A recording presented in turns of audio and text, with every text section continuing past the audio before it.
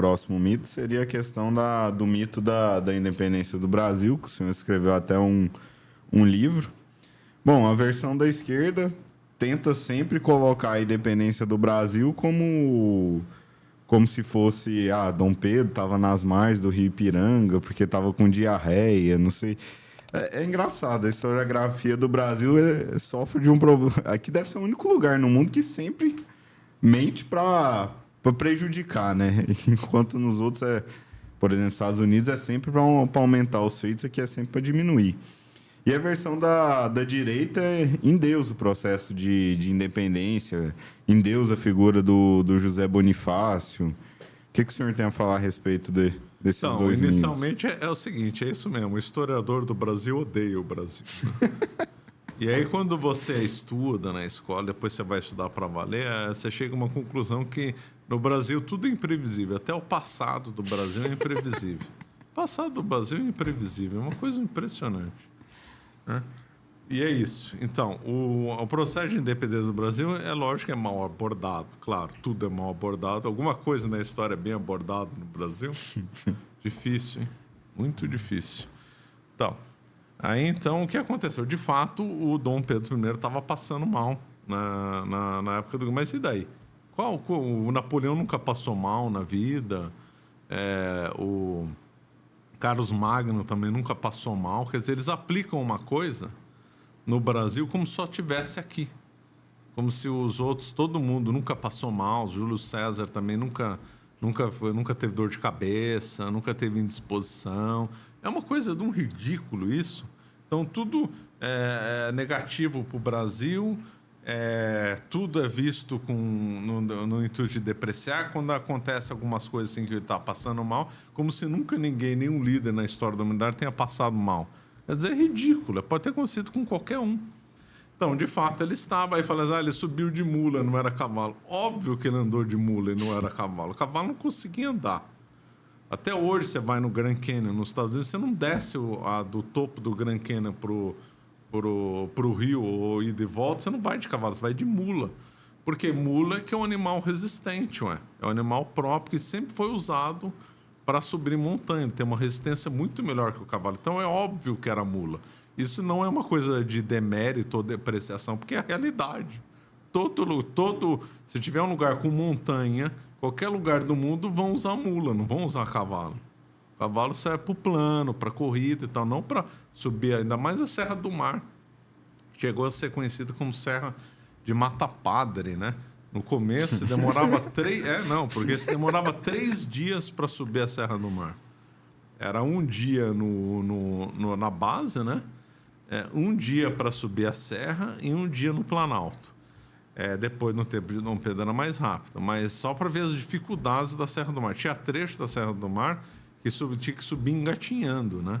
Chamava matapados que padres morreram, porque se cai uma chuva lá no meio da subida da Serra do Mar, a pessoa pode morrer. Fora que tem cobra e tal. Então, sempre tinha que ter acompanhamento de alguém que conhece. Se perdeu no começo da colonização do Brasil, se perdeu na Serra do Mar, é morte. Então, um lugar muito difícil de acesso que só a mula andava. Então, de fato, Dom Pedro I estava em Santos, subiu a serra, encontrou a notícia no Ipiranga, aqui em São Paulo.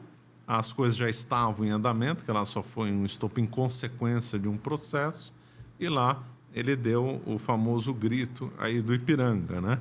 Na realidade, o processo já tinha começado com o dia do fico, né?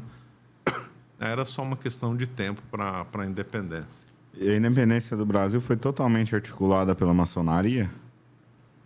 Então, maçonaria própria confessa que foi uma das grandes articuladoras aí do processo. O José Bonifácio era maçom, ele criou uma sociedade secreta paralela chamada Apostolado. A figura dele é longe daquela coisa romântica que era em pintar com ele como grande líder, ou estrategista, homem que salvou o Brasil, tudo lenda. Ele também, como todo outro, queria poder, também queria prestígio, não tem essa aí de grande figura, não. E depois, a trama da independência do mundo, não dá para avançar aqui em detalhes, também envolveu a Revolução do Porto. A Revolução do Porto e os desdobramentos em Portugal também favoreceram a independência do Brasil. Então, foi lá e cá. Foi a chamada maçonaria vermelha, que era mais radical, que acabou trabalhando para o rompimento. Né? O próprio Portugal foi o principal responsável pela independência do Brasil. Assim, foi um processo ruim, claro, era muito melhor que o Brasil permanecesse unido a Portugal, mas também foi inevitável, né?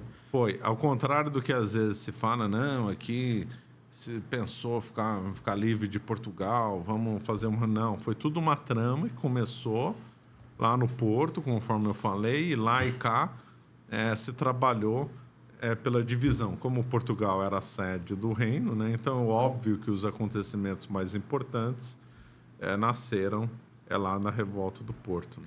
Agora, uma dúvida que eu tenho é... Bom, o Brasil foi elevado a Reino Unido de Portugal, mas antes o Brasil, digamos, já não tinha um status de colônia. Então, o Brasil era considerado, igual o exemplo que o senhor deu, do Pará, o mesmo que valia para o Brasil, valia para Portugal, o mesmo que valia para Portugal, valia para o Brasil. O que mudou de fato com essa elevação ao Reino Unido? Se já era uma relação... Pergunta. A outra era em relação às pessoas, né? Então, as pessoas tinham o mesmo direito lá e aqui. A razão de ter feito de ser Brasil, Portugal e Algarve, né? Era porque Algarve entrou como reino quando Portugal conquistou o extremo sul, lá no tempo ainda da guerra com os mouros, né? Foi uma questão... Foi de uma necessidade. Por quê? Porque se o Dom João VI vem para o Rio de Janeiro transferir a capital, fica estranho, né? Porque a capital tinha que ficar na sede. Então, por exemplo, o Rio de Janeiro tinha um status diferente das outras cidades do Brasil. Brasília é o Distrito Federal hoje. Então, ela tem um jeito de ser. Também o Distrito Federal nos Estados Unidos também tem. Então, era um status administrativo. Não era um status que importava para o cidadão um direito diferente. E então se elevou esse status para justificar a mudança da capital de Lisboa para o Rio de Janeiro. Entendi. Você acaba de assistir um corte do Caravelas Podcast. Na tela está aparecendo o episódio completo e outro corte. Muito obrigado pela atenção.